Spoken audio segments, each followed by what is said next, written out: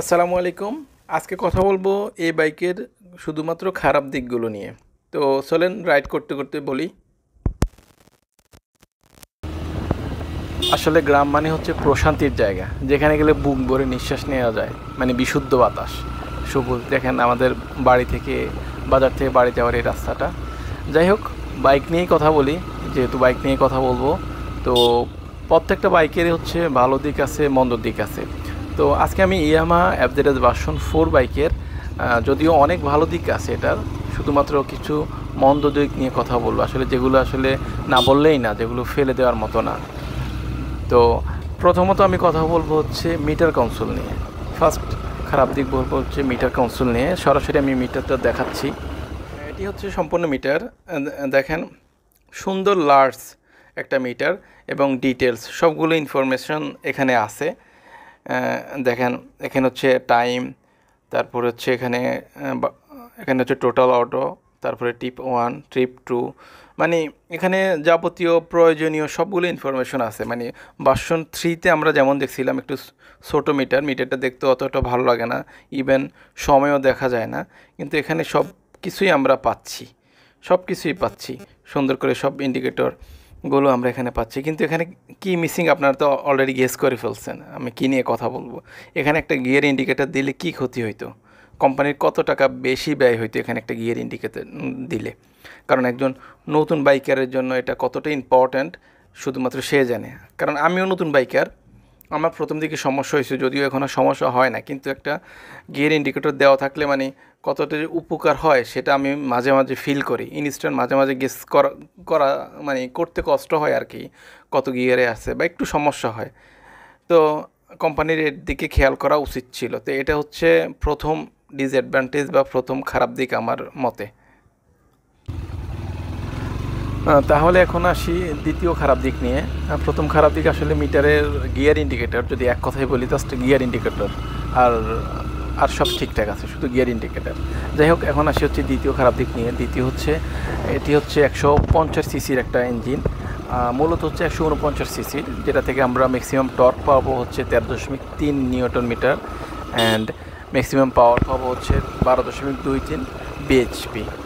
যাই হোক, আর আমি এটা বাইকটা কেনার জন্য ব্যয় করতেছি প্রায় 3 লাখ টাকার আশেপাশে। তো আমি আসলে 3 লাখ টাকা দিয়ে একটা বাইক কিনে আর একটু বেটার পাওয়ার আশা করতেই পারি। এটা হচ্ছে আমার অধিকার আছে, আর একটু বেটার পাওয়ার আশা করা হচ্ছে আমার অধিকার আছে। যতই আপনারা বলেন বা অন্য, আমিও অনেক সময় বলি যে পাওয়ার যদি চান তাহলে হচ্ছে MT-50 কিনেন। MT-50 একটা বাইক হচ্ছে 5 লাখ টাকা প্লাস। তো আমি এখানে 3 লাখ টাকা ইনভেস্ট করতেছি, আমি এখানে পাওয়ার আশা করব না? দেখেন, 125 সিসির বাইকের কিন্তু প্রায় নিয়ারলি কাছাকাছি হচ্ছে পাওয়ার। তো এই ক্ষেত্রে দ্বিতীয় খারাপ দিক হচ্ছে এই বাইকের হচ্ছে ইঞ্জিন পাওয়ার, ইনস্ট্যান্ট পাওয়ারটা নাই আর কি, নাই বললেই চলে এই বাইকের। যাই হোক, যদিও আপনি কমফোর্টলি, যাই হোক, এই ভালো দিক বলবো না, খারাপ দিকে বলি। তো সেকেন্ড খারাপ দিক গেলে হচ্ছে ইঞ্জিন পাওয়ার। এখন আসি 3 নম্বর খারাপ দিক। 3 নম্বর খারাপ দিক হচ্ছে এই বাইকের একটা কমন সমস্যা আমরা অনেকেই ফেস করছি বা আমিও করছি, যে যখন একটু হাই আরপিএমে রাইড করি তখন হচ্ছে একটা ভাইব্রেশন হয়।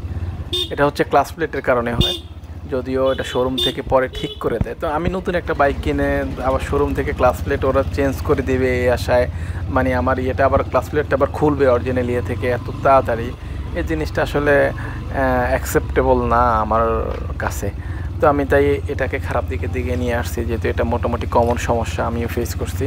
তো সেকেন্ড খারাপ দিক হচ্ছে এই ক্লাস প্লেটের এই সমস্যাটা, ভাইব্রেশন হয় বা গিয়ার চেঞ্জ করলে একটা ধাক্কার মতো দেয়। তো তৃতীয় খারাপ দিক গেল এটা। আর থার্ড খারাপ দিকটা অনেকের কাছে খারাপ দিক না মনে হইতে পারে, সরি, মানে 4 নম্বর খারাপ দিকটা অনেকের কাছে না মনে হইতে পারে খারাপ দিক, কিন্তু আমার কাছে আসলে এটা খারাপ দিকে মনে হয়েছে। সেটা হচ্ছে কিক স্টার্টটা আমি একটু মিস করছি আর কি এখানে, যদি এটা দিত অনেক ভালো হইতো। যেহেতু সেলফ স্টার্টটা টোটালি ব্যাটারির উপরে নির্ভর, এটা হচ্ছে ব্যাটারি যদি খারাপ হয়ে যায় তাহলে আমি বাইকটা এত ওজনই একটা বাইক, প্রায় 140 কেজির মতো, 139-40 কেজির একটা বাইক। তো ব্যাটারি খারাপ হয়ে গেলে আমি এটাকে ধাক্কে নেওয়া তো আসলে পসিবল না, অনেক কষ্টকর। তো এই ক্ষেত্রে যদি একটা কিক স্টার্ট দিত তাহলে হচ্ছে অনেক বেটার হইতো, যে কোনো সময় ব্যাটারি খারাপ হলেও গাড়িটি স্টার্ট করা যেত আর কি। যদিও বিভিন্ন ফর্মুলা আছে, যেমন থার্ড গিয়ারে রেখে পিছনের চাকা ঘুরাইলে হচ্ছে স্টার্ট নিয়ে নেয়, কিন্তু একটা কিক স্টার্টার আশা করতেই পারি এই বাইক থেকে। আর এটাতে আমার মনে হয় না সৌন্দর্যের কোনো হেরফের হবে, আমার বরং আর একটু বাড়বে, কমবে না। যাই হোক, তো আমার কাছে মোটামুটি এই 4টা ইস্যু মনে হয়েছে আমার এই FZS ভার্সন 4 বাইকে, এই 4টা খারাপ দিক। আর ভালো দিক আছে অসংখ্য, আপনারা ভালো দিকের অনেক ভিডিও পাবেন, আমিও ভালো দিকের পক্ষে, তবু আমি এই বাইকের পক্ষে, যদিও এতগুলো খারাপ দিক বললাম, কারণ এই বাইকের ভালো দিক বলে শেষ করা যাবে না, কিন্তু এই খারাপ দিকগুলো যদিও কম কিন্তু ক্রুশাল, মানে very much crucial for a rider.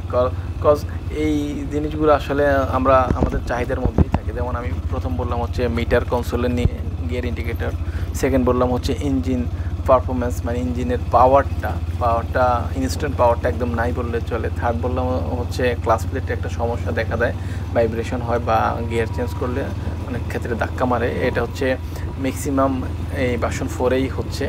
R third হচ্ছে মানে কিক স্টার্টারটা মিস করছি আর কি। এই এতটুকুই হচ্ছে এই বাইকের সম্পর্কিত, মানে আমার বিবেচনায় এই জিনিসগুলো আমার কাছে আসছে আর কি।